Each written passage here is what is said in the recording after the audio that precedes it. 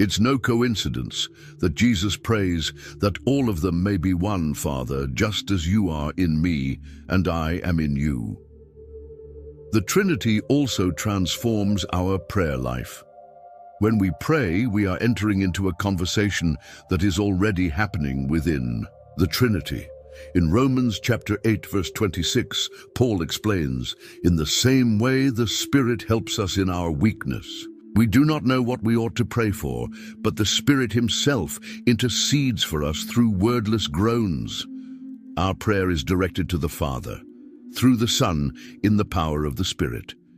Jesus taught us to pray, "Our Father," showing that our prayer should be primarily addressed to the Father. In John chapter 14, verse 13, Jesus says, "And I will do whatever you ask in my name," indicating that we pray through him as our mediator. And Paul reminds us in Ephesians that we have access to the Father by one Spirit. When we pray this way, we acknowledge the personal distinctions in the Trinity and how each person participates in our communion with God. It's not a magic formula, but a spiritual reality.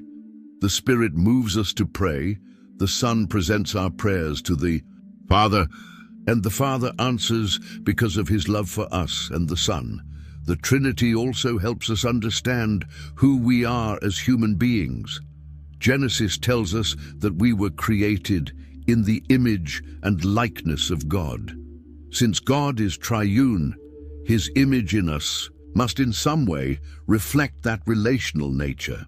It's no surprise then that we were made for relationship, first with God and then with each other. It is not good for man to be alone, as God declared in the Garden of Eden. We were designed to live in community, to love and be loved, to give and receive, to share and participate in one another's lives.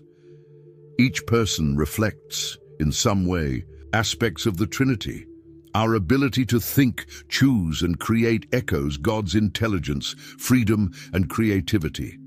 Our need to love and be loved mirrors the love that has always existed between the Father, Son, and Spirit.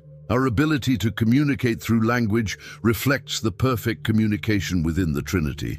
Finally, the Trinity gives us a glimpse of our ultimate destiny.